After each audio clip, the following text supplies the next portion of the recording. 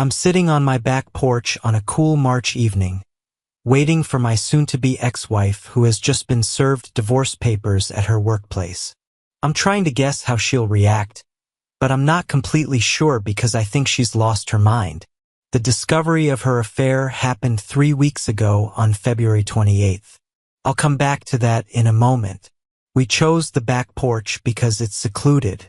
We live on a 2-acre lot, so even if there's shouting, the neighbors are unlikely to hear. There's also a private investigator parked around the corner for our protection, in case one of us gets so worked up that we lose control. Sarah Elizabeth Harrison is a smart and beautiful woman. We met in graduate school in Chapel Hill. I was getting my master's in educational administration, and she was completing her master's in secondary mathematics education. She worked as a substitute teacher for 2 years. Long hours, emotional strain, dealing with difficult students and demanding parents. Full-time teaching offers more regular hours, usually 7:30 a.m. to 4 p.m. with summers off, better pay, and less daily chaos. Sarah's only potentially significant flaw was that she gets bored easily and is always looking for something new.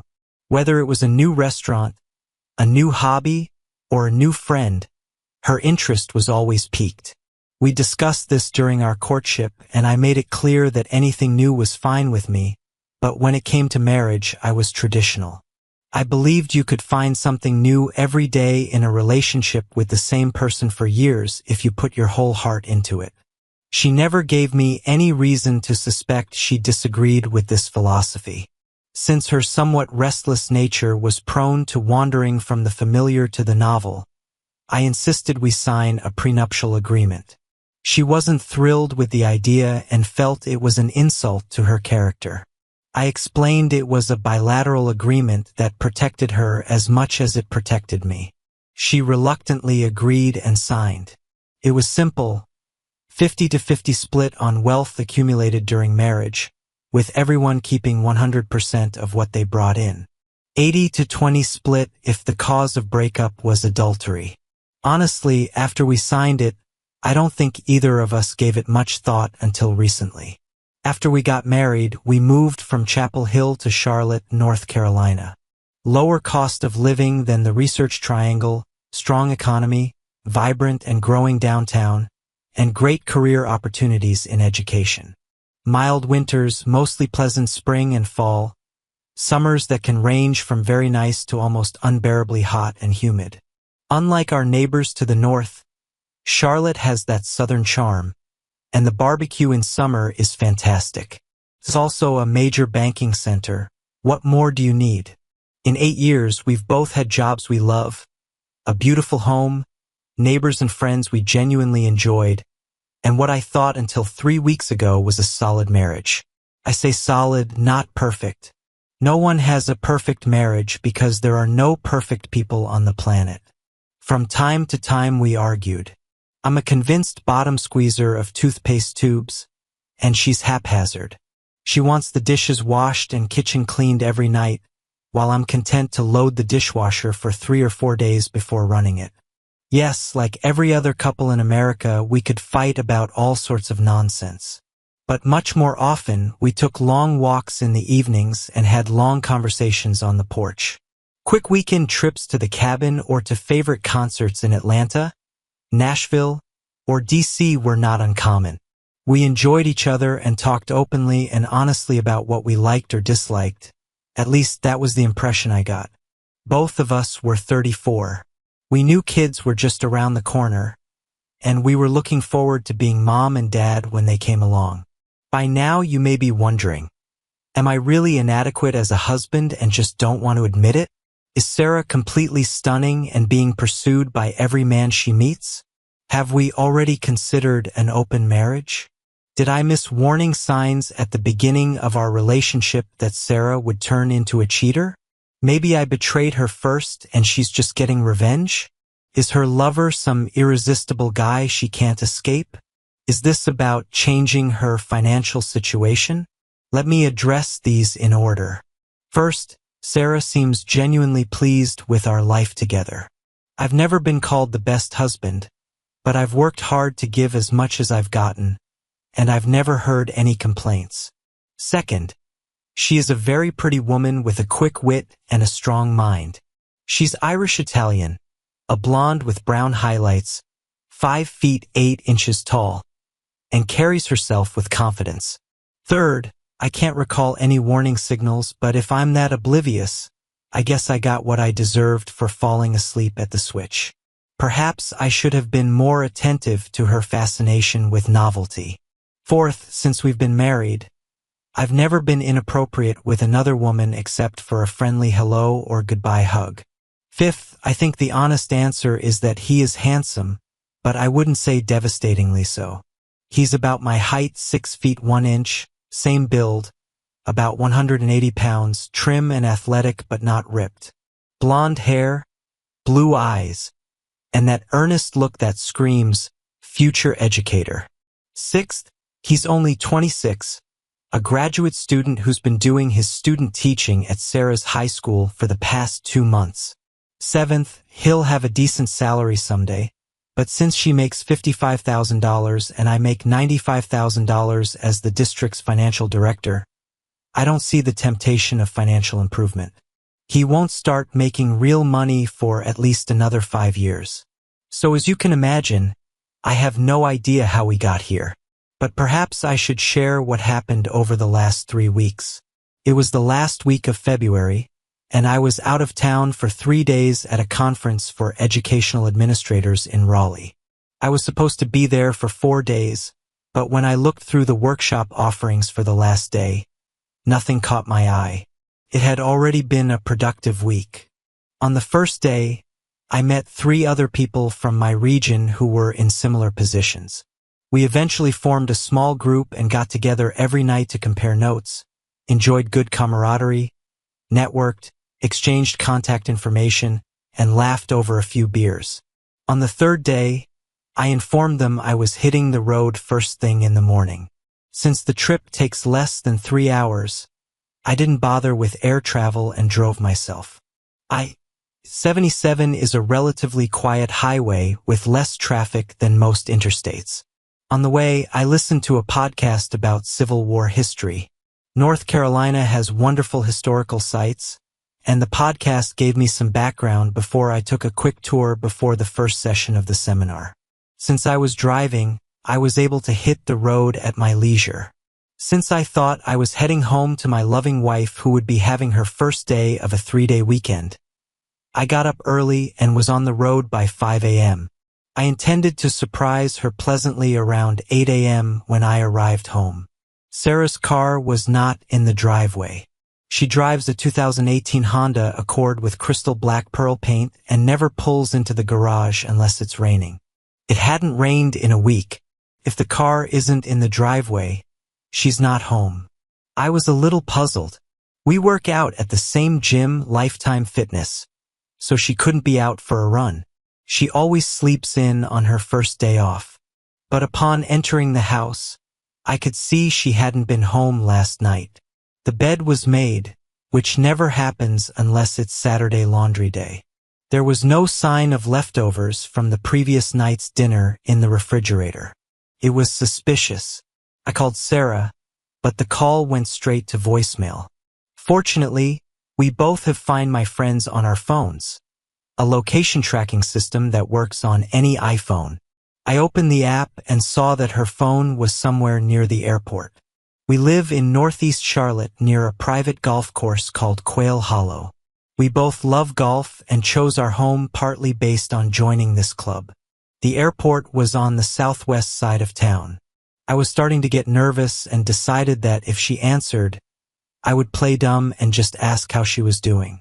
I figured it wouldn't occur to her this early in the day to check Find My Friends to confirm my location. I waited 15 minutes, then called her a second time. She answered, and that's when my world started to fall apart. "Hey babe," she said in a sleepy voice. "Why are you calling me so early on my day off?" "I'm sorry, Sarah," I apologized, somehow keeping my composure. "I miss you and had some time before my morning seminar. Just wanted to hear your voice." I realized from the background noise that she was sitting up in bed. Not in our bed. It's okay, Mike. I'm always happy to talk to my favorite husband. Looks like you're still in bed, so I won't keep you up. Just wanted to tell you I love you. And I'll be home no later than dinner tomorrow night unless you want me to skip my last day and rush home. That would be wonderful. But as soon as I get up, I'm running errands right away. Then having dinner with Kim and Rachel tonight. We planned it 2 weeks in advance, so I can't cancel on the girls. The girls were 2 of her teaching colleagues. She didn't say anything to hint that she wasn't at home in our bed. So I had to think fast. Okay. Babe, I'm letting you go. Hey, before you hang up, could you check the top drawer of my nightstand and tell me if I left the pen you gave me for my birthday in there? I don't have it with me, and I'm afraid I might have lost it.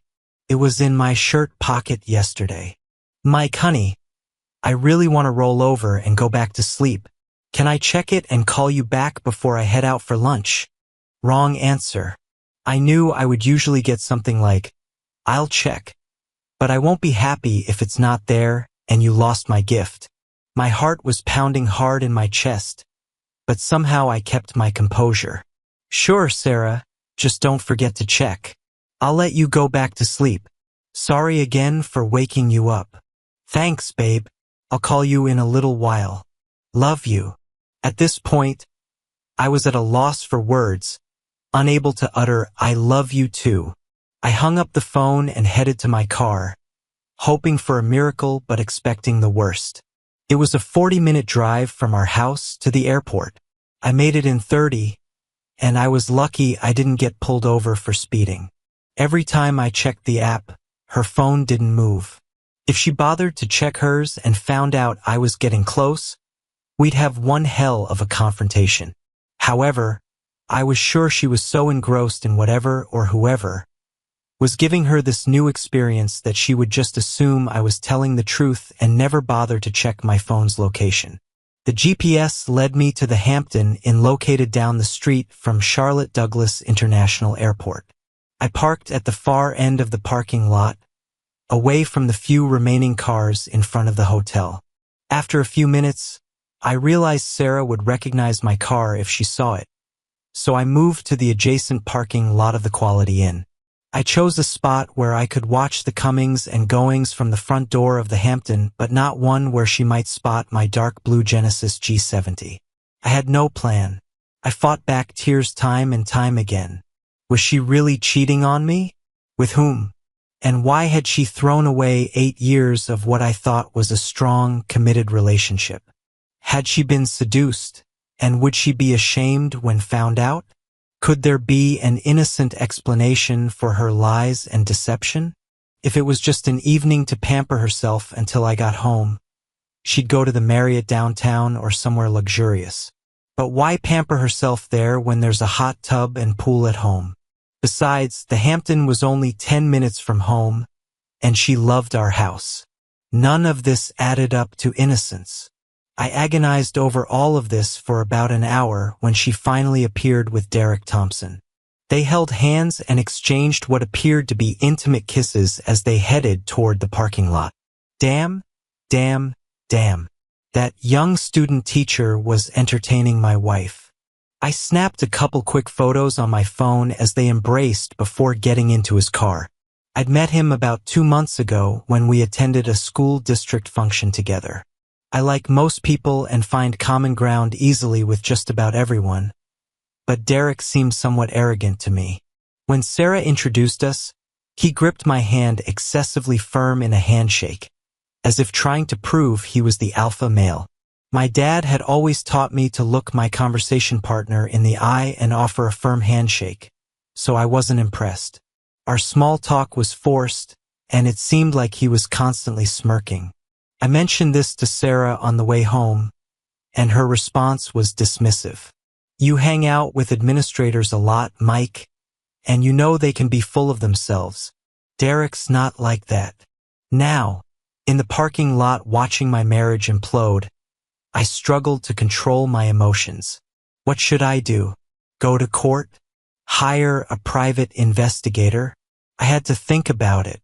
Most of my job involves problem solving, so I forced myself to calm down and think.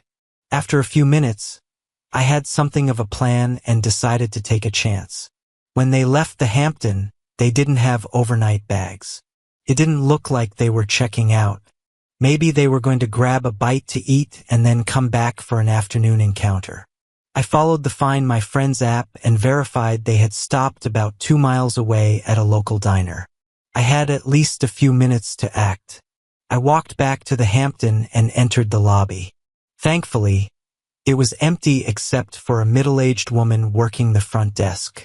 She looked up and smiled as I approached. "Good morning. What can I do for you?" I quickly glanced at her name tag and noticed she was wearing a wedding ring. "Hi, Beth. My name is Michael. I'm having a problem, and I'm hoping you can help me." "Happy to meet you, Michael, and I'll be sure to help if I can. Do you have a reservation and would like to check in early?" "No, Beth," I replied quietly and seriously. "The couple that left about 15 minutes ago, a brunette woman and a younger blonde-haired man, did you notice them?" Her cheerful expression turned more serious. "Yes, I noticed them. What's the problem?" "I'm afraid I have one, Beth. The woman is my wife and the young man works with her. Unfortunately, I believe they are having an affair behind my back." "Oh, sir, I don't know how I can help you," she said with a look of confusion on her face. "Most North Carolinians are good-natured and neighborly people. They also tend to mind their own business. Beth, I'd like to look in the room they're using. I'm not going to cause trouble or make a scene at your hotel. I just need to confirm my suspicions. I'm not asking for a room key. I'm perfectly fine with someone from housekeeping letting me into the room and making sure I don't stay more than 2 minutes. I just need to verify what I suspect. I'm sorry to ask you to do this, but I see your wedding ring, and I know you understand how a spouse might feel in a situation like this." Beth thought for a moment. "You seem like an honest man. The couple did strike me as odd, but what people do is none of my business. I appreciate your concerns, however. Could you please give me the woman's name?" She registered them on her credit card. "Of course. Her name is Sarah Harrison, and she most likely used an American Express card. I can even give you the number if you'd like." "I appreciate your discretion." That seemed to do the trick, and a minute later, the Amex number was confirmed. "Can you call housekeeping?" I asked. "No need," she replied. "Thomas," she called in a loud voice. Thomas, who appeared to be a maintenance worker, came around the corner. "Yes, Beth." "Thomas, I'm going to step away from the counter for about 5 minutes. I'll be on the 3rd floor.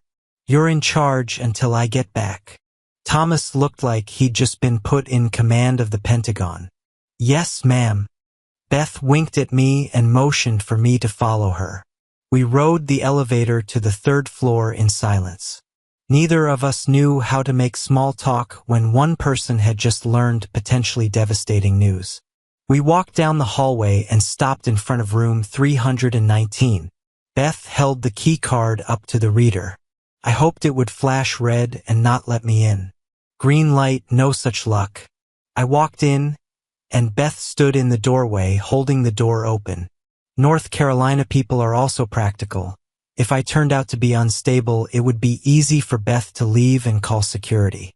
Looking around the room, I saw clothes scattered here and there. A man's casual button-down shirt and khakis, as well as loafers and a belt, tossed on one side of the bed. Moving to the far side, I saw what I expected, though I prayed I wouldn't. The light beige blouse I'd bought Sarah for her last birthday and a short dark blue skirt. Trying to think straight, I decided that photos and video of the room might be helpful later. I'm not a lawyer, or I would have known that any 2-bit ambulance chaser could throw the whole thing out on the grounds that it was all staged by me. Unaware of this legal nuance, I scanned the room for about 60 seconds of video, narrating as I went along. I am in room 319 of the Charlotte Airport Hampton Inn. It is 9:50 a.m. on Thursday, February 28th, 2024. I am in a hotel room that was booked and paid for by my wife, Sarah Harrison, using her American Express card. Last night, she checked into this room with a student teacher from our school district named Derek Thompson. Based on the evidence in the room, my wife and Derek had an affair from last night until this morning. I saw them leave the Hampton about 15 minutes ago. They were holding hands and appeared intimate. I have photos to document this. I quickly looked into the bathroom but didn't see much else of significance. Before heading out, I decided to take a couple of items with me. Not that I'd be surprised by what DNA testing might reveal, but it might put Sarah on edge if she couldn't find them. As Beth and I entered the elevator, I started to lose control of myself. Tears rolled down my face. Beth, a well-meaning woman from North Carolina, put her hand on my shoulder and said, "I'm so sorry, Mr. Harrison."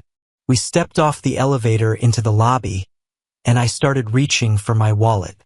"Don't even think about it, son," she said in a tone that left no room for argument. I smiled, thanked her, and said, "I know I shouldn't say this, but if you interact with them again, please don't give them the slightest hint that I was here." The corners of her mouth lifted in the hint of a smirk. She winked and said, "I've never seen you or heard of you in my entire life, and I'm insulted that you would suggest otherwise." Well, as you can see, my plan had come to an end. What to do next? I've already admitted I have no legal knowledge. However, even my limited understanding of divorce in the US told me I could be in deep trouble if I filed for divorce too quickly, despite the prenup. That was the bad news. The good news was that I wasn't expected home until late Friday night. I had time to think and make a plan. Since I was on the south side of town, I drove another hour or so south to the small town of Monroe. I found myself at a local diner on Main Street. Monroe is a charming small town with some Civil War history, and there's even a small historical museum there. I know this because my father, who could recite every Civil War battle by heart, used to bring my brother and me here when we were kids. Sitting in a booth in the back, I noticed a quote from a John Wayne movie on the wall. In the movie The Shootist, Wayne played an aging gunfighter dying of cancer who was determined to go out with his boots on rather than let disease waste him away. "I won't be wronged. I won't be insulted. I won't be laid a hand on. I don't do these things to other people, and I require the same from them." I'm not as much of a Duke fan as my dad was. I'm more of a Clint Eastwood from the Outlaw Josie Wales type, but I found myself chuckling. "Damn right, Pilgrim," I said out loud, not addressing anyone in particular. The waitress who approached my table heard my Wayne impersonation. She just rolled her eyes and replied in her best Southern drawl, "Well, young man, would you like some breakfast?" I ordered coffee and a big breakfast. Such a simple thing as enjoying food made me feel better. While I sat and ate, I looked up and read several articles about spouses who cheat. According to the experts, this probably wasn't an isolated incident. There was no way they would be so comfortable if it was a drunken one-night stand. Statistically, in the US, women who cheat on their husbands rarely have just one experience. It had probably been going on for a while, but I had no proof. That was about to change. So I started making a list. There was no way I would stay married to a cheating spouse, even if it was relatively recent. I could forgive and maybe even keep some love in my heart, but all trust was lost forever. I would hire someone to help me get proof. Even with a prenup in place, I needed solid legal advice from someone who understood the financial side. I needed to get tested for STDs. Derek Thompson was bound to have picked up something somewhere. I had about 36 hours to get into action. I finished my breakfast and left the server a $50 tip for a $16 meal. At least one person in the Charlotte area would have a good day. Before leaving the diner, I texted Sarah, "Sorry, found my pen at the bottom of my briefcase." A moment later, she replied, Lucky for you. In response, I typed 6 words I really wanted to send. Screw you. Cheating. I didn't actually send that, but it was awfully tempting. I simply replied, aha.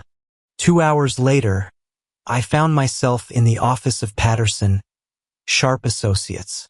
I had met Bob Patterson before at a charity event and knew he practiced family law.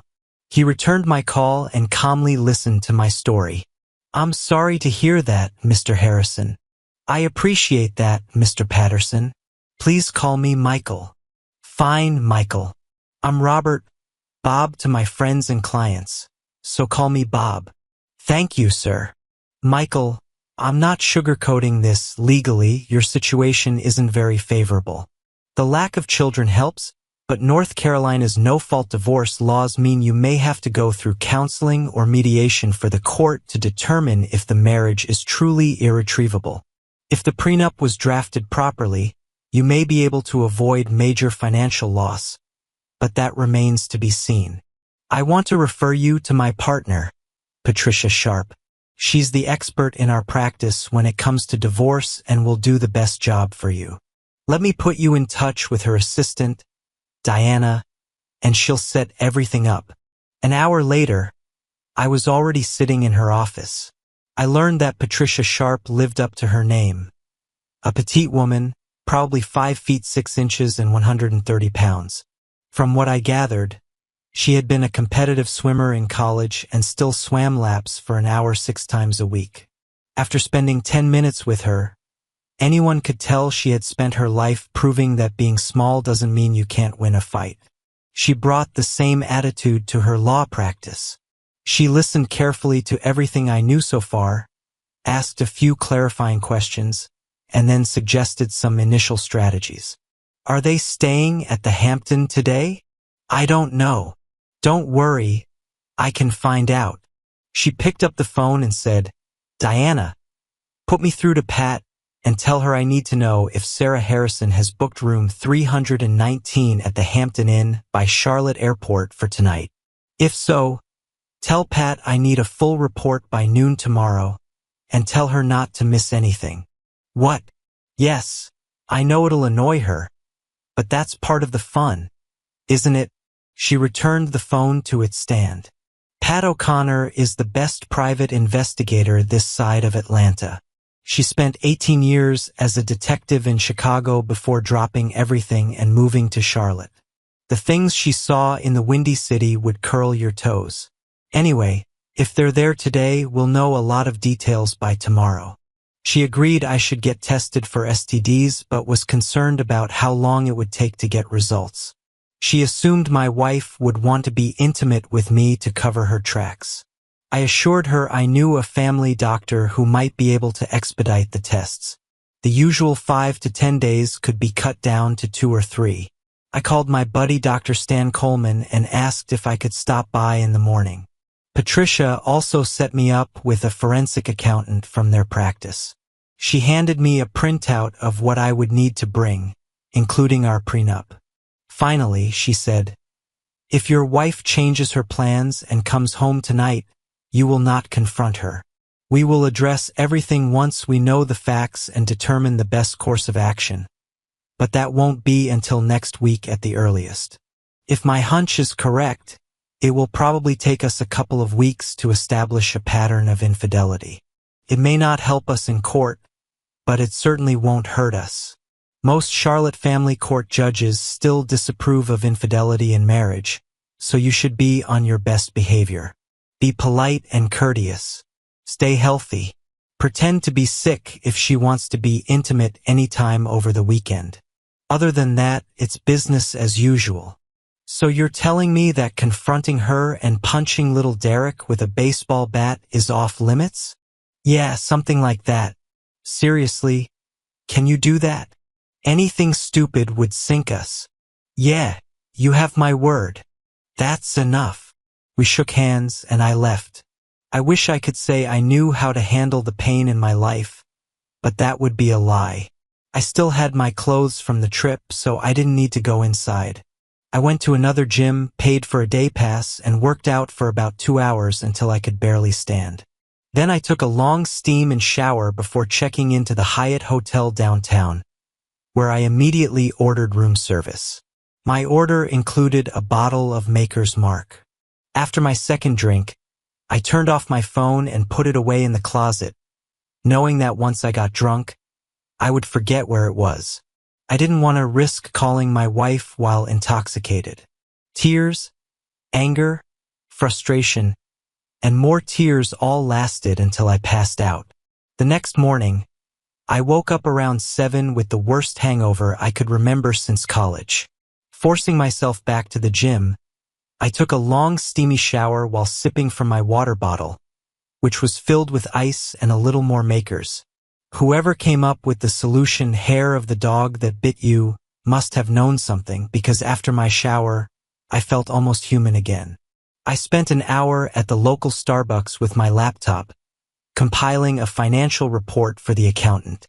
By 8:30, I was in Coleman's office. I explained the situation to him, and he drew my blood himself. I'll personally take this to the lab and have them return the results to me. I'll have to put your name on them, but doctor-patient confidentiality will keep them private until you need them in court. Not your first rodeo, Doc? Hell no, buddy, he replied in his best John Wayne voice. Seemed like everyone here loved the Duke. I may have the results by the end of today, but it could be Monday. I can't put that much pressure on the lab staff. No worries. Thanks, Stan. Back at Patterson Sharp, I sat down with Louise Montgomery, the forensic accountant. She went through everything, kicked all the tires, and looked under the hood of my financial life for the better part of 2 hours. It was about as enjoyable as a root canal. When we were done, she took a deep breath and began to summarize. Well, Mr. Harrison, there's good news and bad news.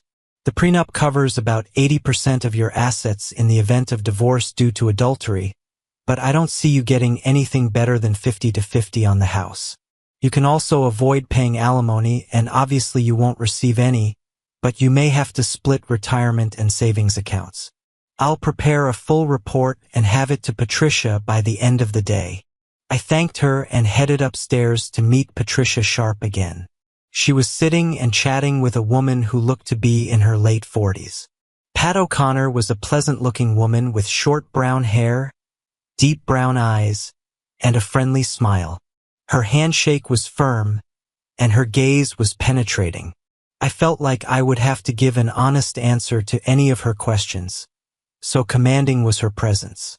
Pat's jacket was hanging on the back of a chair, and I noticed what appeared to be a service weapon on her belt. Note to self, I thought, never mess with that woman. After a brief exchange of pleasantries, North Carolinians, remember, are always friendly. She cut to the chase. Mr. Harrison, your wife is definitely in a relationship with student-teacher Derek Thompson. Thanks to a very nice woman named Beth, I was able to install surveillance equipment in their room at the Hampton Inn. She paused and looked up from her notes. By the way, Beth asked me to mention that she has a lovely niece in Concord if you're interested in that in the future. I blushed slightly at the thought. I converted some of the video into photographs and enhanced the images to make your wife's identity unequivocally clear. They returned to the hotel around 1 p.m. yesterday afternoon and stayed until 6 p.m. when they went out for dinner. They ate at a Chinese restaurant in South Charlotte and returned to the Hampton around 8 p.m. According to my contact in the lobby, they checked out around 10 p.m. Thompson got into his car and she got into hers. Mrs. Harrison went home and is still there. She handed me a large file folder across the table. There are photographs and a thumb drive with video.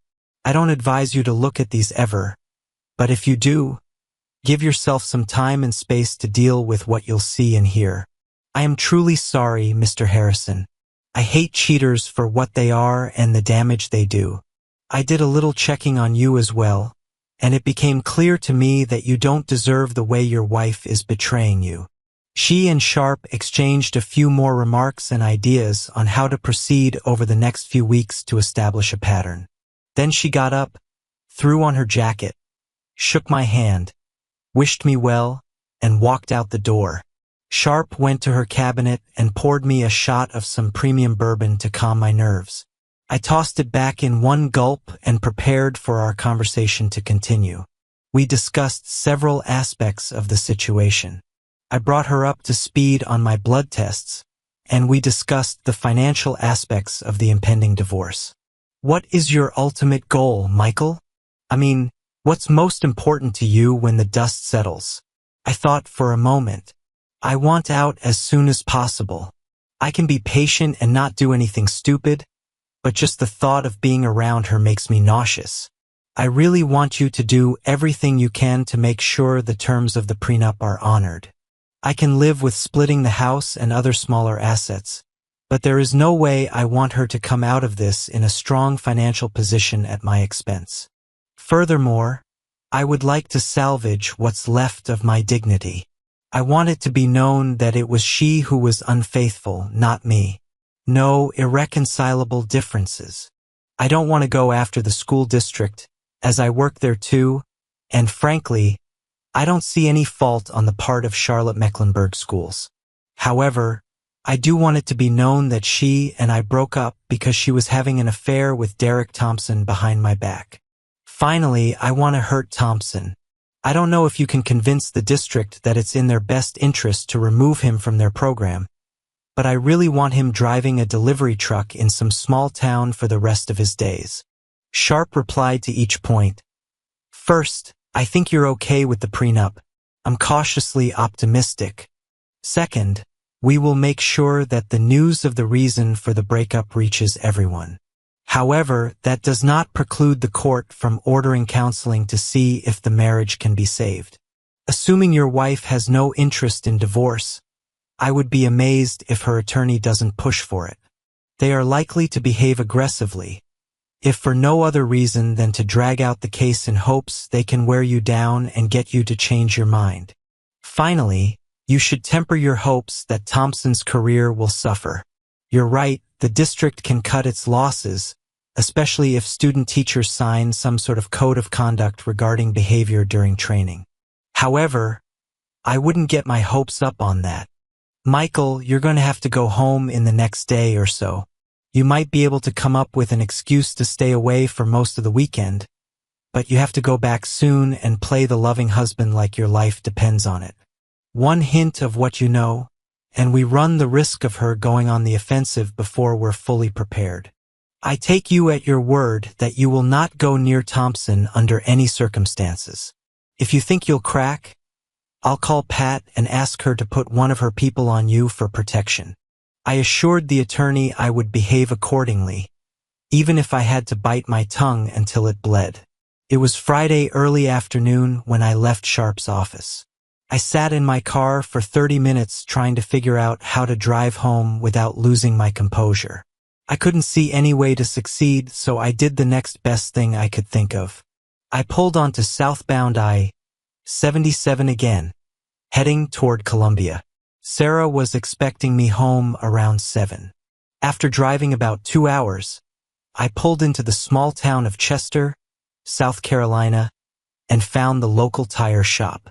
Behind the counter was a 40-something guy wearing a shirt with the name Eddie embroidered on it. He looked content reading his Sports Illustrated and was in no mood to be bothered with work late on a Friday afternoon. "Can I help you?"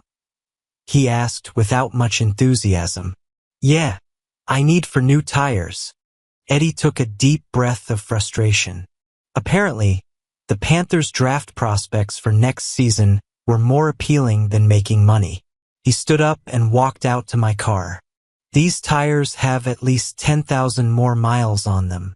You don't need new ones." He looked annoyed. He had no idea what real annoyance looked like. "Look, Eddie, I'm a little particular about my car, and I don't care about the price. Can you put new tires on it or not?" He muttered to himself as he walked back inside and fired up his ancient computer. "Not today, but I can have them in by 10 a.m. tomorrow morning." He then pulled out a small calculator. With shipping, installation, and taxes, It'll cost you $1,455.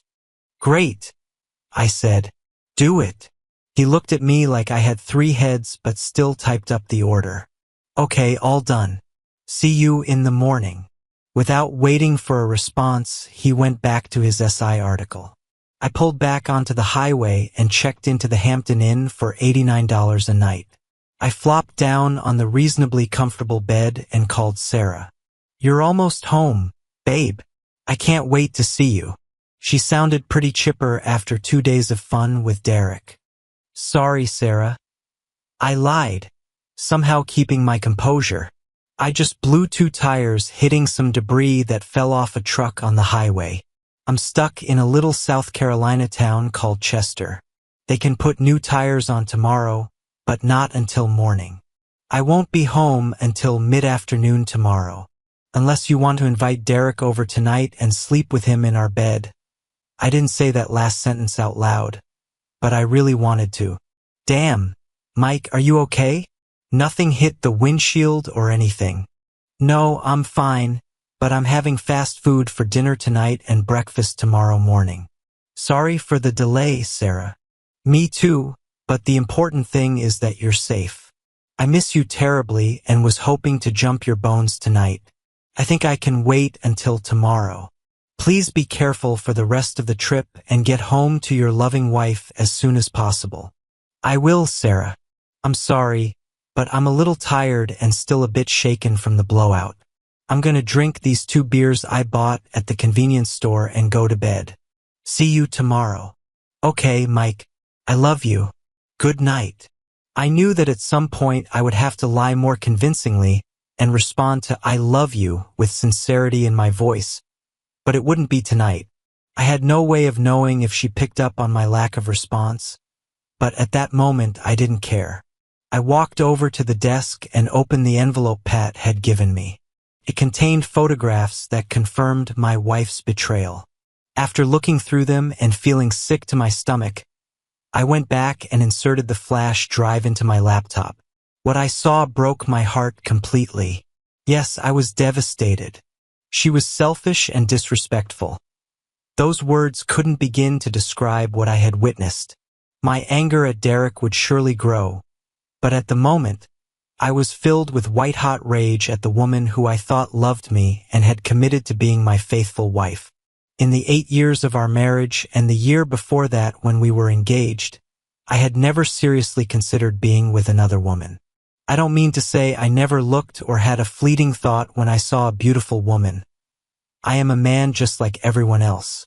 However, it never occurred to me to disregard the vows I made to my wife or to hurt her with adultery. I began to remember how the prenup had bothered her. She was offended that I had even suggested she couldn't be trusted. I now realized she was a narcissist, concerned only with herself and her pleasure. She didn't seem to understand the kind of commitment I thought love required. So yes, this revelation broke my heart, but I was also furious. There was no way this was going to go unanswered. The next couple of weeks were going to be tough. But screw her. Now I would play my part, all with the intention of getting away from her as soon as possible. And Derek, her big stud, would pay too. The next morning, I had a couple of fast food breakfast sandwiches. I wasn't lying about being stuck with limited food options. 2 cups of coffee helped wash away the taste as I headed out to meet my new friend Eddie and pick up for new tires. In the morning, Eddie was less grumpy. He smiled when I walked in. I guess he realized he could sell my old tires for a few $100 cash and pocket it without the IRS finding out. On the wall hung a couple of deer heads and a picture of him kneeling next to a large buck with a compound bow across his lap. Maybe he'd use the money to buy himself new hunting equipment for next season. I don't know why, but the thought made me feel a little better. By 11 a.m., I had 4 new tires and was out of excuses to avoid heading home. During the ride, I started thinking about how I could mess with Sarah's head. The thought of being intimate with her made me cringe. Before heading home, I made one stop near Charlotte. I pulled up to the house around 1:30 p.m. Sarah's car was in its usual spot. I walked in the front door and heard Alexa playing some light jazz. It sounded like a contemporary artist's chill album. I rounded the corner and walked into the kitchen, where Sarah, swaying to the beat of the music, was washing dishes. She must not have heard me come in. I grabbed her from behind. "Damn, Mike, you scared the hell out of me. Let me go, you jerk." She twisted away. "I just banged my neck on the cabinet. Maybe it'll be Derek's turn to be jealous. Surprises and novelty, yes. Neanderthal behavior, no. What the hell, Mike? I bet you left a mark on my neck, and I'll be embarrassed at school on Monday." "That's not what I meant, Mike. It's just that you scared me. I guess I overreacted. I'm so glad you're home.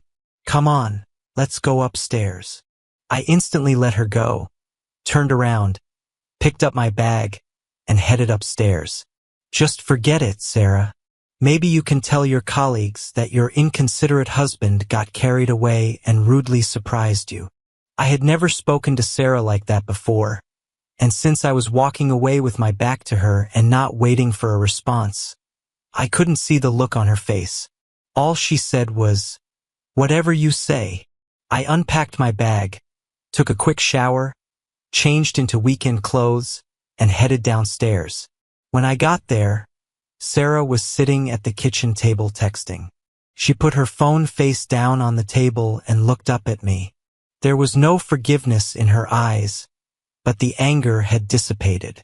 I had a pretty good guess who she was texting. "Mike, leave it alone." "Sarah, I've been gone for almost a week, 2 days more than I intended.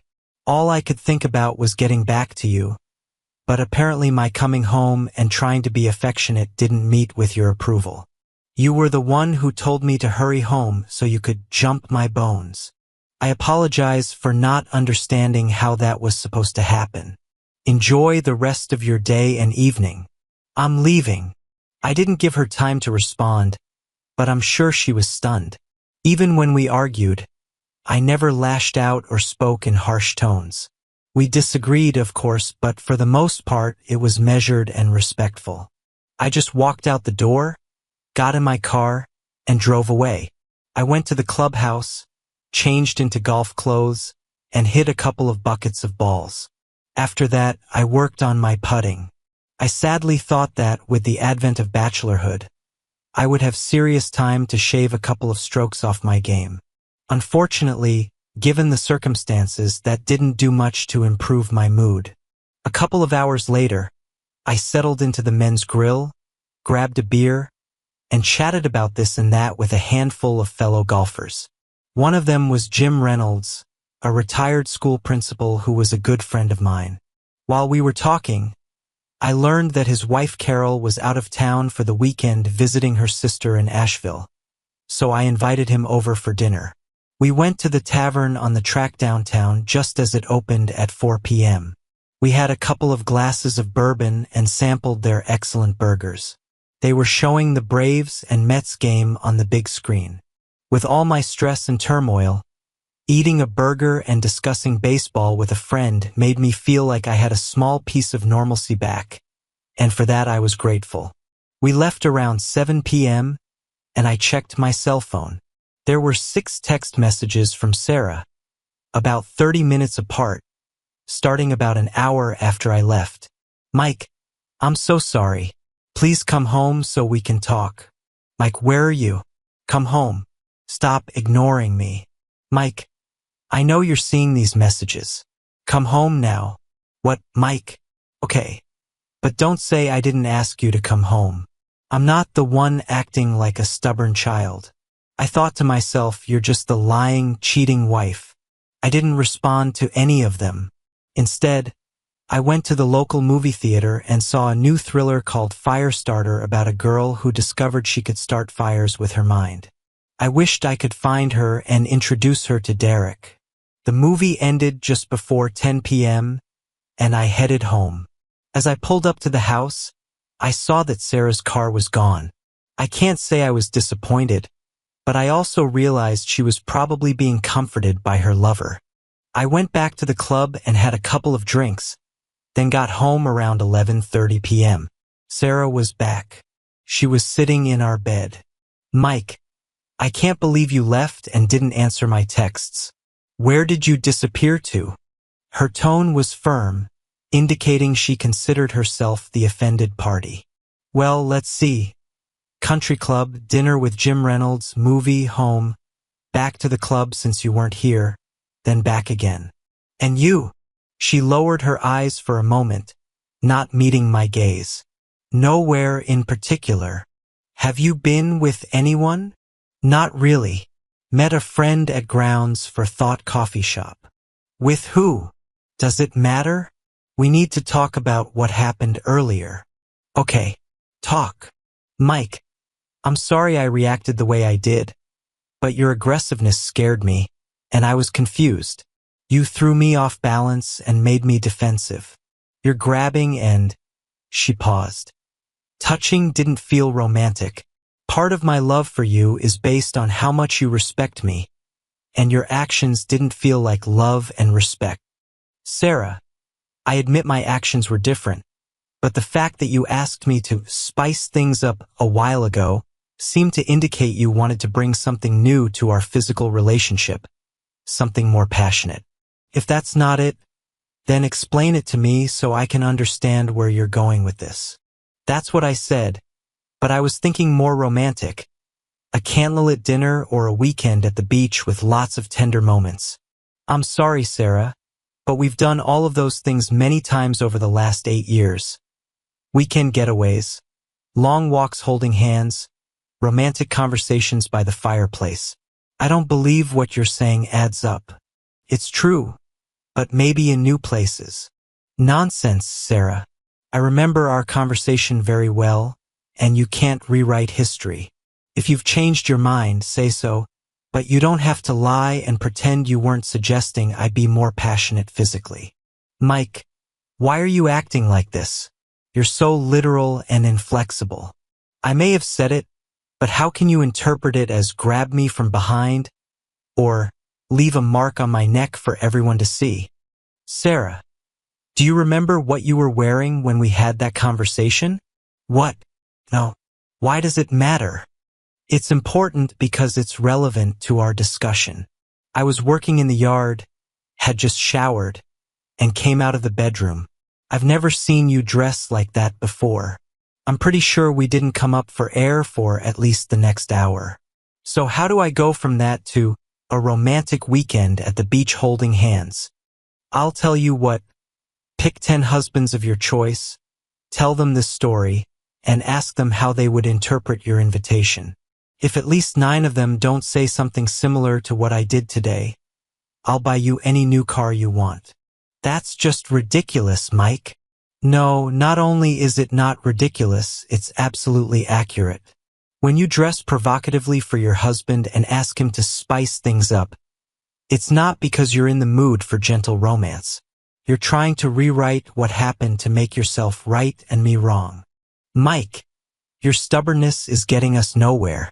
Why don't we just let it go? And you come to bed and just hold me? Sorry, Sarah, that won't work. If you don't like that kind of behavior from me, fine. I won't try again. But you don't have to act clueless and insist it's my fault. You care more about people seeing that I gave you a hickey than you do about my feelings or our relationship. I'm not interested in pretending, so you can assume I've admitted I was wrong. Good night, Sarah. With those words, I turned and headed for the guest bedroom. Come back. I'm not done talking to you, damn it. I ignored her, assuming my first attempt at psychological warfare had been successful. I'd managed to avoid intimacy without giving myself away. I seriously doubted she was putting 2 and 2 together and getting 4. She was too self-absorbed to even consider the possibility that I knew she was cheating on me. There had been chilly periods in our marriage before, but on Sunday we were in full-blown Cold War mode.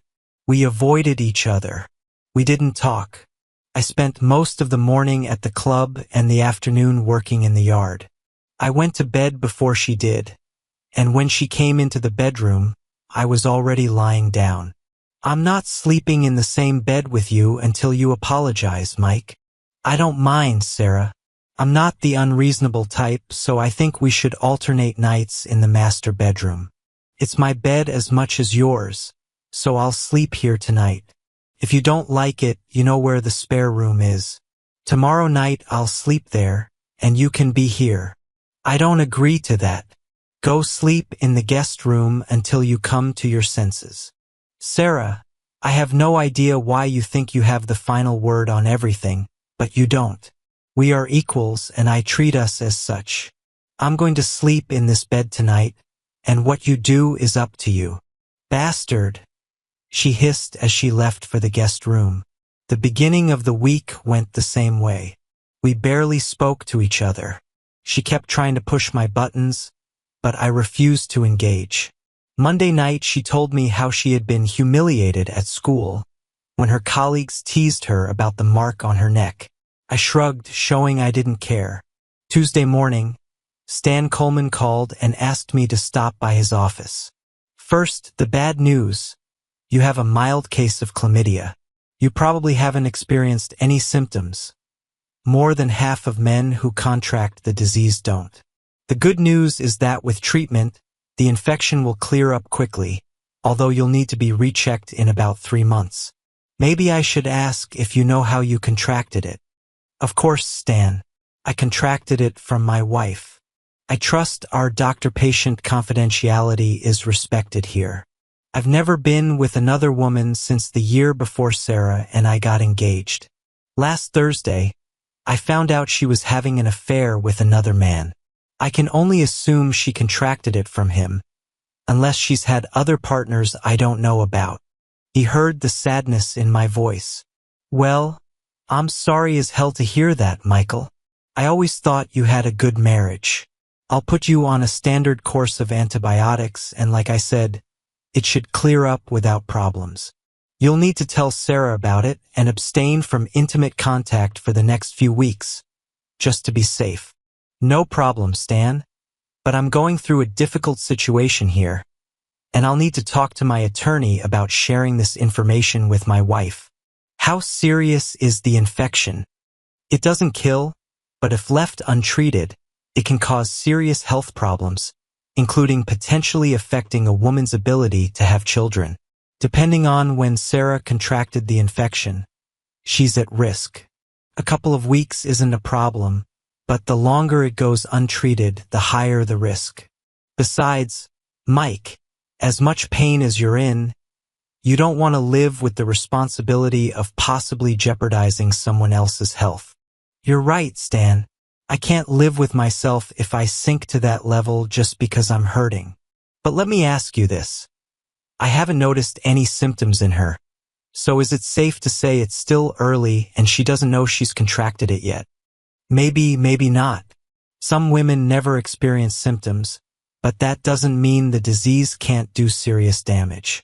I can't tell you what to do legally, but I will say that waiting more than 48 hours would be morally wrong. We shook hands, and he said he would send the prescription to a pharmacy across town that I didn't usually frequent. I appreciated his concern for my privacy. An hour later, I was in Patricia Sharp's office, explaining everything to my attorney. She chuckled at my psychological warfare strategy but warned me not to be so obvious as to give myself away. She became much more serious when she heard about the STD. Well, that changes things, she said with a sigh. I know we lawyers have a reputation, but even I can't ethically keep someone in the dark when there are serious health risks involved. It was my turn to laugh at her self-deprecating lawyer joke. Since the doctor gave you 48 hours, you'd better act within 24. Let me consult with a couple of colleagues I respect, and I expect you here tomorrow morning at 8 sharp. Sarah didn't get home until about 10 p.m. that evening. Her shift ended at 3:30 p.m. If she expected me to demand to know where she'd been, she was in for a disappointment. I was watching an episode of Ted Lasso when she walked in. She looked into the den for a moment, sighed, and headed upstairs without saying a word. Under any other circumstances, She would have sat next to me and shared some popcorn, and I would have poured her a glass of white wine. The thought that this would never happen again for the rest of our marriage caused me to feel an overwhelming sense of loss. I was betrayed, and I wasn't going to stay with the person who betrayed me, but I loved her. A part of me still did, and that part grieved for what was gone forever. The next morning, I was sitting in the conference room of Patterson, Sharp Associates. Patricia was present, along with Pat O'Connor and one of the other attorneys, Mark Sawyer. "We don't like the timing, Michael, but it's time to take action. Everyone agrees that the STD situation changed the picture. Have you thought about how you want to tell her?" "Yes, I have. One of my goals is to keep her off balance until she's served papers. What if you guys witness the fact that I'm notifying her? But for now, she won't know the source of the information." Everyone at the table looked at each other skeptically but remained silent, waiting for me to continue. "What if I send her gynecologist an anonymous message that one of her patients, Sarah Harrison, has chlamydia? Wouldn't she be obligated under the Hippocratic Oath to inform her patient? Later, you could confirm that was me. Pat could testify that I wrote the message and confirm the date and time. I would be acting in good faith since my doctor required me to notify her within 48 hours, and I did it in less than 30. It may be underhanded, but she'll have the opportunity to get the medical attention she needs. Wouldn't that pass the ethical test in court?" There was a pause. Pat and Mark waited for Patricia to think it over. After a few minutes, she spoke. "Not perfect, not even good, but not terrible either. It will make you look petty but not negligent or criminal. Under the right circumstances and with the right judge, it could be fine. However, it's also incomplete. Any judge will want to know who knew of your actions and what steps they took to dissuade you. So, Michael, I'll tell you right now, I don't think you should do it, and it's a bad idea." "Neither do I," Pat said. "I agree with Patricia," Mark added, grinning. "You shouldn't be doing this. On top of that," Patricia snapped back, "eventually she'll put two and two together and realize that if it wasn't Derek, it must have been you. She'll figure out that you know about her affair." "Yeah, but it'll take a day or two, so I can get ready to face her. Thank you all for the advice. However, I am determined to do this. When I leave here, I will make that call to Dr. Pamela Connor." "In that case, I want to be a witness," Pat replied. "I don't want to be told later that I just assumed you would do everything but never verified that it happened." We discussed a few more details, after which I left. 40 minutes later, Dr. Connor received a strange call from an unknown number. On the other end, it turned out, was private investigator Pat O'Connor. "Dr. Connor, I have chosen to remain anonymous, but I am aware that one of your patients, Mrs. Sarah Harrison, has a sexually transmitted infection, chlamydia. Now that you have this information, I trust you will immediately act as her attending physician and provide assistance to your patient. Thank you." Finished with the call, I destroyed the burner phone and later that afternoon, on my way home, threw it into a pond about 5 miles from our house. There was no one nearby to witness my complete disregard for North Carolina's littering laws. About the time I was discarding the phone, Pat was parking outside Dr. Connor's office when a black Honda Accord pulled into one of the parking spaces. Sarah got out looking a little disheveled and entered the office. 45 minutes later, she came out looking even worse. Pat followed her to the local CVS pharmacy, where she picked up a small prescription bag. Shortly thereafter, Sarah returned home. I sat on the porch and watched coverage of the Braves' 10-0 victory over the Marlins. Since we still weren't talking much, she didn't say hello and just headed upstairs. About half an hour later, she came out onto the porch, freshly showered, and abruptly sat down next to me, letting out a deep sigh. "Mike, why don't we call a truce and go back to normal?" "I don't know, Sarah. How do you propose we declare a truce?" How about we just end this argument and leave it at that? I'm not sure that works for me, Sarah. Why not, Mike? She looked like she genuinely wanted to know. Perhaps the revelation about her STD had jolted her a little. I'm happy to forgive and move on, Sarah. I've apologized several times for misinterpreting your spice it up comments, but as far as I know, you still don't think you've done anything you need to apologize for. Your refusal to do so seems to imply that you win and I lose. I'm not trying to come out on top, Sarah, but I think we're equally at fault for the last few days, and you don't see it that way. Fine, she replied with slight irritation in her voice. I'm really sorry about that. So is everything okay now? No, Sarah, it's not okay. I've known you for almost 10 years, and I know when you're not saying what you think. Your words may be right, but your tone shows that your heart hasn't changed. Tell me I'm wrong. Sarah, explain where I'm wrong, and we can move on. She looked at me for a brief moment with sadness in her eyes. I thought maybe she was going to tell me about the whole affair. I didn't expect a sincere apology given what I'd heard on the recordings. But maybe I was wrong about her. Would I be able to forgive her and work on our marriage? Honestly, the thought scared the hell out of me. But I shouldn't have worried. Her eyes gave her away as she returned to her righteous indignation. She was still blaming me. At that moment, I realized without a shadow of a doubt that it was over between us. You're just so stubborn, Michael Adam Harrison. I apologized, and you threw it back in my face because it wasn't up to your standards. Okay, you're the one who led us down this dead end, and it's your fault if we don't find a way to work this out. Sarah Elizabeth Abbott, she said, deliberately using her maiden name. I'm sorry you feel that way, but I can see in your eyes and hear in your tone that you may be using the right words. But in your heart, you believe you are innocent and I am guilty. You are convinced I am proud and unreasonable. So I'm offering you a deal. If you can find even one of our close friends who truly believes I am an arrogant jerk who never apologizes or admits when he's wrong, I will accept your conclusion. She rose to her feet, glaring at me, and stomped off the porch and into the house. I took a deep breath.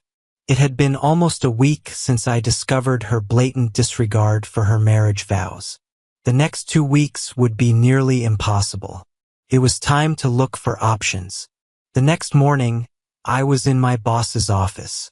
Connie Silverton was a fair but tough administrator. You don't become the superintendent of a major school district without being both. It was hard to do, but I laid out my situation to her. I needed advice to help me get through the next 14 or so days until I could serve Sarah with divorce papers. Connie's response was professional but caring. First of all, Michael, I'm very sorry about your situation. My parents divorced when I was 10 years old, and it was horrible. However, before we get started, I need to know that you'll weather this storm and continue your excellent work for me and the district. I can't have this blow up and affect your performance. Connie, I can't say I'll be completely fine for the next couple of weeks, but I truly love my job and the people I work with. I look forward to continuing to help you and the district in the future. I'm deeply hurt, but I'm not dead, and I have no intention of giving up my career for the woman who betrayed me. If I can manage to keep it together, I promise you I'll be here 100%. I think I know you pretty well, Michael, and I trust you to be honest with me. There's a conference for school district financial officers next week in Washington, D.C. In the past, I've declined your requests to attend because of the cost. However, this year, I think it would be in the district's best interest for you to go. It will begin Monday and end Thursday afternoon. As I recall, you have family on the East Coast, so why don't I approve your participation, and then you can stay the weekend with your family? That part you'll have to pay for yourself. Deal, boss. I'd give you a hug, but I know you'd probably report me to HR, and I don't want your husband Bob to take my gratitude the wrong way. Bob was her husband, a retired school principal. Know this. I'll never forget your kindness, and you'll never regret helping me. She smiled as warmly as I'd ever seen her smile. I'll do the paperwork today, Michael. If you survive next Sunday, I'll buy you dinner. Now get out of here and think about how we're going to finalize this new contract with the teachers' union. Their reps are negotiating hard. I stood up and smiled. Consider it done, boss. By the way, if I can save 5% on this contract, can we talk about my year-end bonus? Her expression became serious again, which told me it was time to leave. I only had to make it 3 days before I had to leave for the conference. With any luck, I would only have to live in this charade for 2 or 3 days after I returned. I managed to focus on the rest of the day and do good work, even frustrating Janet Meyer, the teachers' union representative, when I informed her that their latest offer was unrealistic. Let her stew over the weekend, and next week, I thought to myself, maybe she'll be a little more flexible when her members find out she doesn't have a contract and isn't even close to one. On the way home, I called my father and brother to let them know I'd be in the area the coming weekend and would love to spend time with them. I apologized for the short notice, but both promised to make time to get together. I didn't feel like sharing the bad news with them yet, but on the other hand, I knew they would be supportive when they heard the whole story. My last call before heading home was to attorney Patricia Sharp. I quickly brought her up to speed, and she informed me this was the perfect opportunity to get 1 or 2 of Pat's people to tail Sarah to get more evidence of her infidelity. When I arrived, Sarah was not at home, which under normal circumstances would be unusual. However, nothing had been normal in my life for over a week. It was the second day of her 3-day weekend, so we should have had something planned by now. At this point, she could have been with Derek or some other guy for all I knew. That's when I first realized she could have had other men. Now wouldn't that be something? I thought to myself, what if she's running around on Derek behind his back? Maybe I should send him an anonymous message urging him to keep an eye on his cheating girlfriend so he doesn't become her next victim. I decided to go for a run. I had done a little cross-country running in high school, though I was never great at it. However, running 3 to 5 miles a couple of times a week helped me clear my head. My route was mostly to and from the golf course. A couple of good hills on the way there and back gave the run a nice cardiovascular element. Today I ran more intensely, trying to exhaust myself so I could possibly sleep that night. My world was crumbling around me, and since I had gone into survival mode, I rarely allowed myself to slow down enough to assess my reality. It was good to run and think. What depressed me most was Sarah's betrayal. 9 days ago, I'd been in love with a woman who I thought loved me just as much or more. Discovering that her vows didn't mean a damn thing to her shook me to the core. How much of this was my fault? I wondered, climbing the first hill. No problem in a marriage lies entirely with one person. Perhaps I was too busy or preoccupied with my career, not giving her enough time and attention. Other questions swirled through my mind as I continued my route. How would she react when served? Would she ever admit to what she had done? Would she make excuses or ask for forgiveness? I knew I wouldn't stay in the marriage after such a deep betrayal, but how would I feel about her when I saw her around the district? Would I become bitter seeing her with other men? Would she stay in Charlotte? Or would she leave town? I couldn't imagine her leaving as if defeated. She'd be too stubborn for that. No, I assumed she would stay and try to prove to everyone that I had been a complete fool to divorce her. It dawned on me that if I was thinking so much, then I wasn't running hard enough. By the top of the second hill, I was no longer preoccupied with thoughts of my soon-to-be ex-wife. I was just looking for little things like oxygen. When I got home, I was completely exhausted, which was exactly the purpose of the run. I walked up and down the street for about 20 minutes, cooling down, then hopped in the shower. Then I put on my swim trunks, grabbed a beer, and headed for the hot tub. My calf muscles were letting me know they hadn't appreciated the last hour or so. Sarah was still nowhere to be seen. Later, around 11 p.m., I heated up some leftovers, watched 2 episodes of Ted Lasso, and finally crawled into bed. Sarah never showed up, wrote, or called. I did her the courtesy of leaving her alone. It was the only time in our entire marriage that we had been separated for more than 12 hours without contacting each other or knowing where the other was. I took 2 melatonin tablets, and for ibuprofen, my leg muscles were giving me no peace with their complaints. I slept until 7 the next morning. Before I went downstairs, I noticed Sarah's door was closed. Apparently, she had come home during the night. I listened for a moment, nothing stirred. I drank my coffee and ate a couple of bagels, showered, changed clothes, and headed out to the golf course. The weather in Charlotte in late March can be amazing, and today was no exception. I hit a few buckets of balls on the driving range and joined a couple of buddies for an 18-hole round, then lunch. By 3 p.m., I had run out of excuses to stay away and headed home.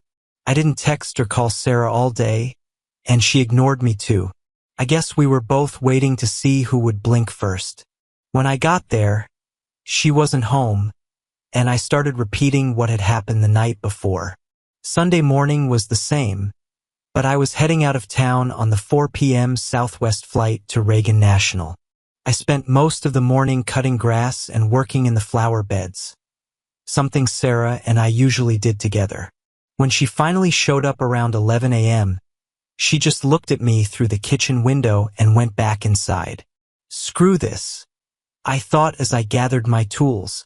If she wants to stay on the sidelines and sulk, then let her.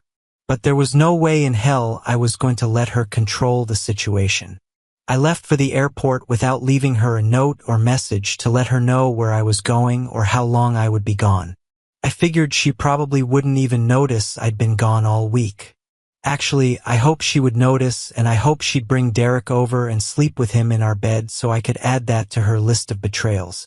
On Tuesday, 2 things happened. First, I got a call from Patricia telling me that Pat's associates already had some new photos and videos of Sarah and Derek.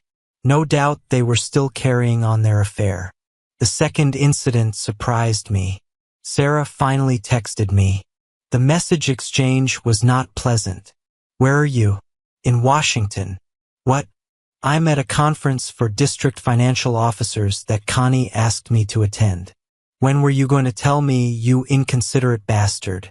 Whenever you got home before 1 or 2 in the morning and actually talked to your husband who'd been waiting for you since 6 p.m. both Friday and Saturday. Where were you every night? She ignored the question. Mike, I was scared to death that something had happened to you. I can't believe you did that to me. Why didn't you just text me? I wrote and you didn't write back. Sarah, number 1. If you texted me and I didn't respond, did you call the police? What? When you were scared to death that something had happened to me, did you call the police? Oh well, no. I guess I didn't think of that, but still, you're such an ass for not communicating with me. What about my boss or my dad or my brother or any of our friends? Who have you been contacting, trying to track me down to make sure I'm okay? I've contacted several people. Don't try to blame this on me, Mike. Sarah, number 2, name them. What? Name who you texted or called so I can verify. I will not tolerate insults from an insensitive and uncaring jerk like you. Well, Sarah, you may think I'm an insensitive and uncaring jerk, but I'm not a liar like you. If you were really concerned about my well-being, you would have texted me, and we both know you didn't. Second, you would have reached out to some of our friends, coworkers, or family members, which we know you didn't. What we don't know is where you were Friday or Saturday night. Care to elaborate on your whereabouts? Maybe you have something to confess to me, dear wife? You're just insanely stubborn, Mike. And right now you're just pissing me off. Well, Sarah, you don't seem to be capable of telling the truth or taking responsibility for what you've done or are doing. So one more thing, screw you.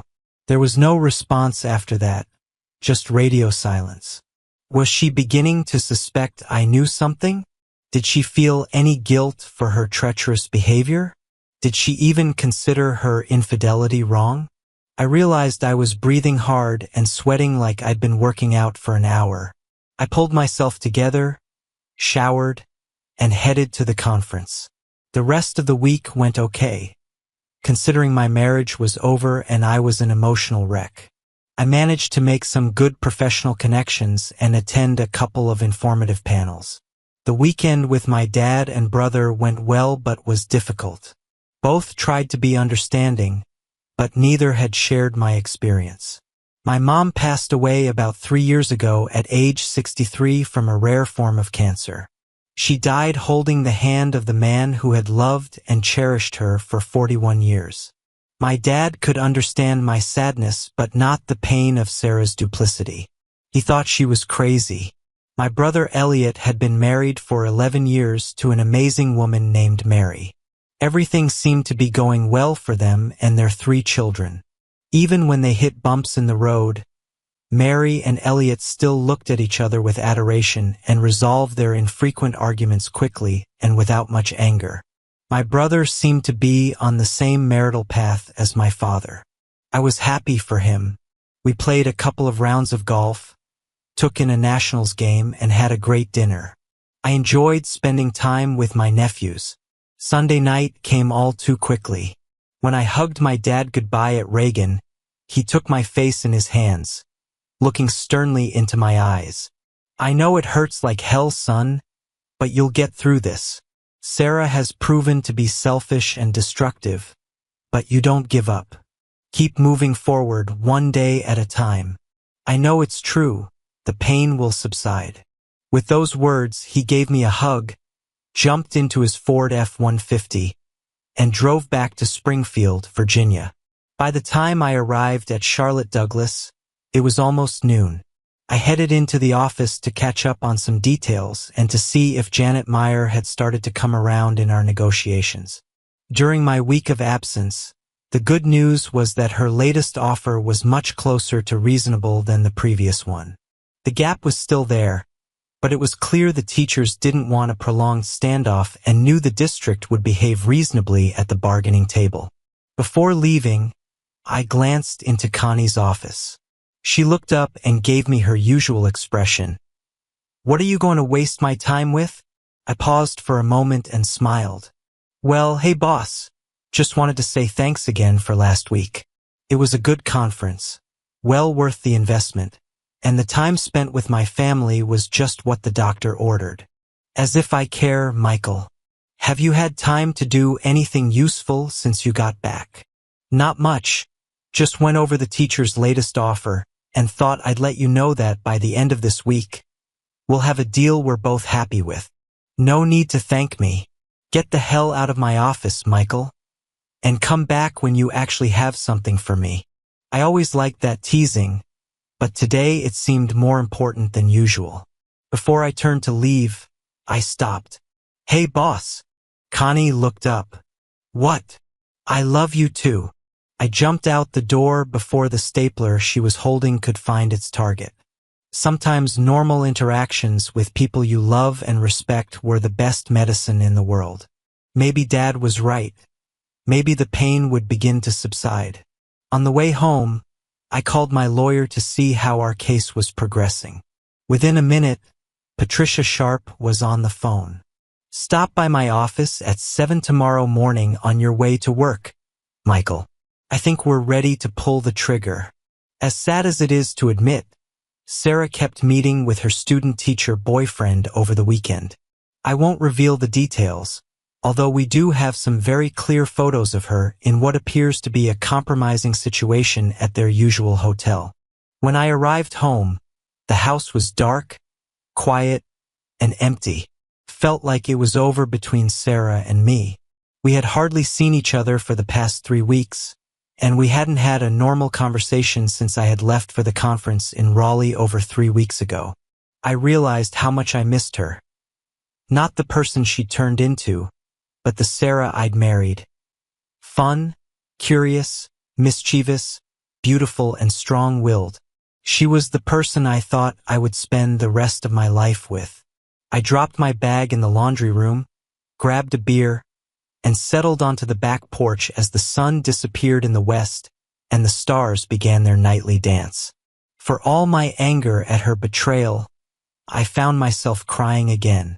I knew that one day I would have no more tears for her or our marriage. I would never tolerate her duplicity and infidelity. If I could find a way to make Derek pay, I would. My pride was wounded but still intact. But tonight, I allowed myself to mourn what was lost. By 10 p.m., I was beyond tired, so I headed upstairs, took a quick shower, and fell asleep 20 seconds after my head hit the pillow. Since we were sleeping in separate beds, I didn't hear her come in. Could have been 5 minutes after I fell asleep, or it could have been 3 a.m. I didn't know and I didn't care. I got up and out the door around 5:30 a.m., wanting to get in a quick workout before meeting with Patricia and the team at 7. Sarah's car was parked in the driveway, and the door to the guest room was closed.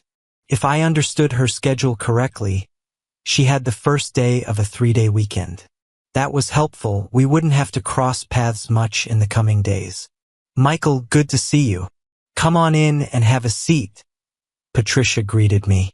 Private investigator Pat was in place, as was one of Patricia's assistants, an older woman in her 50s named Peggy Simons. Everyone called her Peg. Pat smiled and said hello. Peg asked if I wanted coffee. After a minute or two, we got down to business. Patricia began, "We'd like to serve Sarah sometime this week, Michael. Pat has gathered more than enough evidence showing your wife's infidelity. Repeating the same behavior won't help our case, and you already owe Pat over $6,000, so I'd thank her and let her focus elsewhere." She smiled as she said the last sentence. It was obvious they were good friends. In turn, Pat just patted Patricia on the shoulder and got up to leave. "I hope you get things settled as quickly and painlessly as possible, Michael," she said as she shook my hand. I thanked her and told her I sincerely hoped I never had to hire her again, but would be more than happy to refer anyone who needed her services to the best investigator around. Patricia and I exchanged a few ideas on how, when, and where to serve Sarah. I was hoping it could be done at work at a time when she and Derek would be together in a room full of people, probably at the end of the day on Thursday, since that would be her last day before her 3 days off. Patricia felt that waiting so long was only playing into Sarah's hands. Waiting means giving her a chance to figure out what's going on. "You've kept your composure admirably over the past few weeks, Michael, but you must be at your limit. May I suggest we serve her tonight or tomorrow at the latest? One of Pat's associates has been watching the school, so he'll have an idea of when the best time would be to surprise her." I agreed that was reasonable. Last night I'd cried every tear I could shed over that lying woman. I was ready for the final confrontation. My thoughts went back to my favorite Clint Eastwood movie, The Outlaw Josie Wales, when Josie confronts his enemies. "So you guys gonna pull those pistols or whistle Dixie?" The challenge was thrown down. The fight was on. Patricia also discovered an obscure state law that allowed me to sue Derek Thompson for alienation of affection. Patricia was sure it would go nowhere, but the embarrassment of having everyone at the school know about it could seriously hurt his relationships and career prospects after student teaching. I was in complete agreement. We finally agreed that Patricia would call and give me a heads up when the service was completed. I would be home on the back porch, ready to talk to Sarah there. Patricia also wanted to have documentation of this conversation in case things got out of hand. She asked Peg to ensure that one of Pat's associates set up surveillance equipment on our back porch and be parked around the corner. If things got heated or Sarah became unstable, he could call the police. I couldn't imagine Sarah going that crazy. But then again, for weeks ago I would have called you insane if you'd suggested my wife would cheat on me with a student teacher.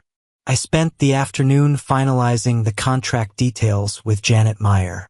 By 3 p.m., I was exhausted, but we reached an agreement. Neither of us was 100% satisfied, so it was probably a fair deal. The teachers got a decent raise in base pay, overtime, and vacation days, and the district got a 5-year contract instead of the 3-year deal Janet had hoped for. Even Connie had to smile when I put the papers on her desk to take to the school board. I was about a 5-minute walk from home when my phone rang. It was Patricia Sharp. "So, counselor, how are we doing today?" Patricia chuckled. "Sorry, Michael.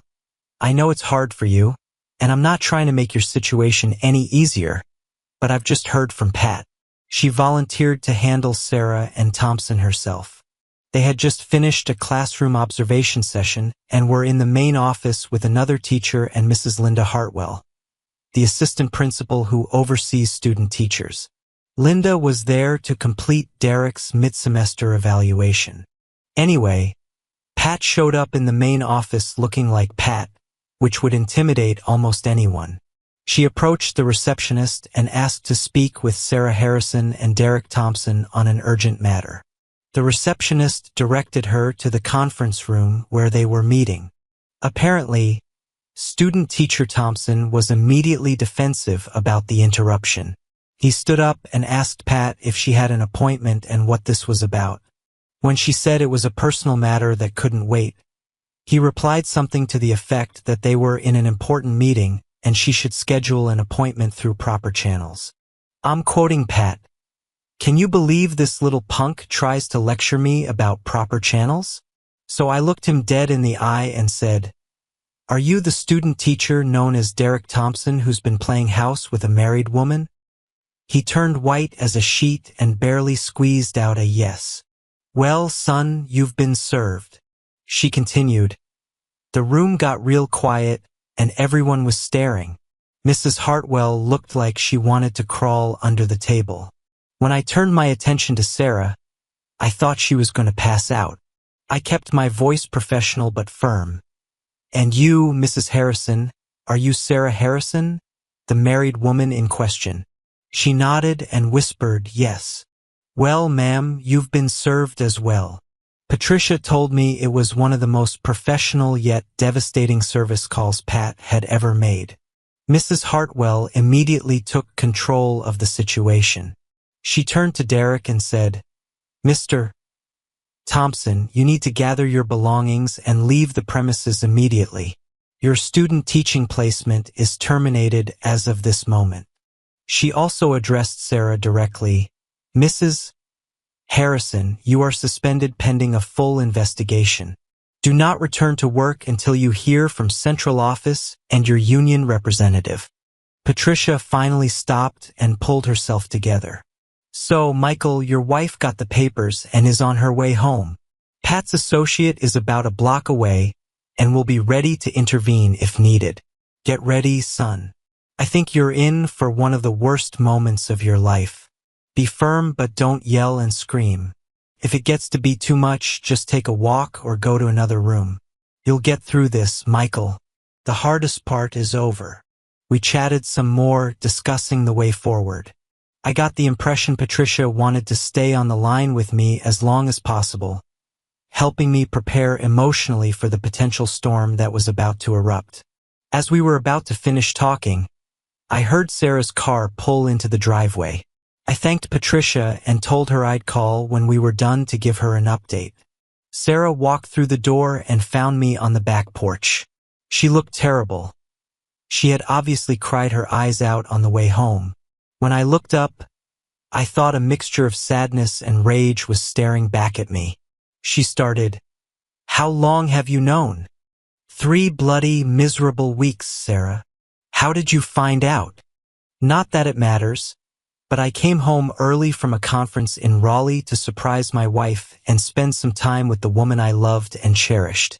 When I arrived early Friday morning, you weren't here.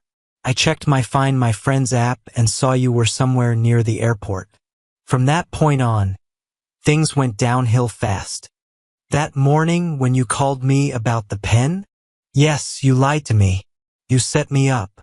Well, I guess if anyone knows what lying is, it's you, since you've perfected it to an art form in your dealings with me. But yes, I lied. I wasn't trying to set you up. I was trying to determine if my world was really crumbling around me. Unfortunately, it was. She was silent for a moment. I didn't want to ask her anything.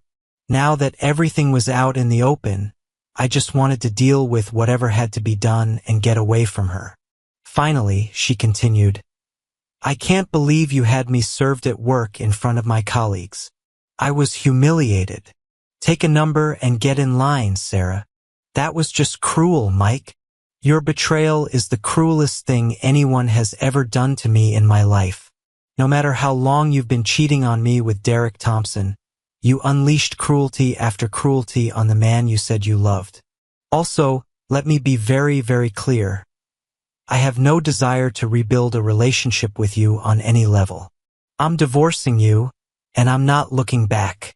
You must be delusional if you think you can treat me like this and I'll want anything to do with you. Finally, she sat down on the other end of the couch from me. But Mike, I love you. I understand what you're saying, but I never meant to hurt you or be cruel to you. Derek was just a little fling. I know it was wrong, and I shouldn't have done it, but I know we can work through this as adults and grow stronger. Sarah, I'm trying to keep my composure, but you just destroyed our marriage. Any reasonable adult can understand that. Yes, I've seen photos and videos of several of your encounters at the Hampton Inn. You can't be so naive as to think that if you play the part of the repentant wife, I'll just ignore the pain and hurt you brought into my life. I can't believe you were spying on me and Derek. Why didn't you just talk to me about it when you found out? I could have ended my relationship with him right away. You took it to the extreme. Sarah, I shouldn't have had to spy on you. There shouldn't have been anything secret between us, especially infidelity. Why would I talk to you about anything? Nothing that comes out of your mouth will ever be believable to me again. Extreme is the infidelity of your faithful husband. Sarah, look in the damn mirror for a moment and pray that you see the truth. I had no idea if my suddenly clueless wife understood any of this. Nothing seemed to get through to her. She was just looking for an easy way out to brush off her betrayal. Every time she opened her mouth, more nonsense flew out. Mike, divorce is the last thing we both want. Not only do we live here, but we work in the same district. What will people think? It would be so embarrassing if we got divorced while living and working in the same place. And how humiliating for both of us if coworkers and friends hear some of these details. Come on, baby, you realize how bad that would be for both of us. Sarah, I've been living with embarrassment and humiliation since that Friday morning when I saw you and that jerk walk out of the Hampton Inn right after you lied to me on the phone about where you were and what you were doing. The divorce will be a welcome relief to me because the attention will be directed at you when people find out about your betrayal and infidelity. I'd ask you if Derek was your first and only extramarital affair, but no matter what you say, I won't believe you. Thank God we don't have children yet. The thought of raising kids with you makes me sick. Why the hell would you want to stay married to a man you have zero respect for? Mike, what can I say to make you realize that Derek was just an infatuation, an affair, nothing more? No emotion, no love. I realize now it was wrong of me to fool around, but of course you should know that I love you and only want to be with you. I promise that from now on, I will never even look at another man. Well, Sarah, if you say so, let me tell you, you must be the most delusional person who ever walked the planet. You lied to me and cheated on me for months, then you gave me an STD you contracted from your boyfriend, and I'm supposed to just say, okay, honey, don't worry, let's just pretend nothing happened and go back to our honeymoon phase? Let me be very clear, Sarah. I will never touch you again. I'll divorce you as soon as possible. Even if I'm financially ruined, I'd rather live in a trailer, broke and alone, than in a mansion with you. The pain I've been experiencing for the past month has been overwhelming. If it wasn't for the support of family and friends, I'm pretty sure I'd be lying face down in a ditch right now. You did this to me, Sarah. Your cheating, lies, callousness, and utter disrespect for me almost destroyed me. But you didn't, Sarah. I'm still standing, and I intend to move forward as best I can, keeping you in my rearview mirror and never looking back. I don't know if I managed to get through to her, but tears came to her eyes. I'm sorry, Mike, was all she said before heading upstairs to the bedroom.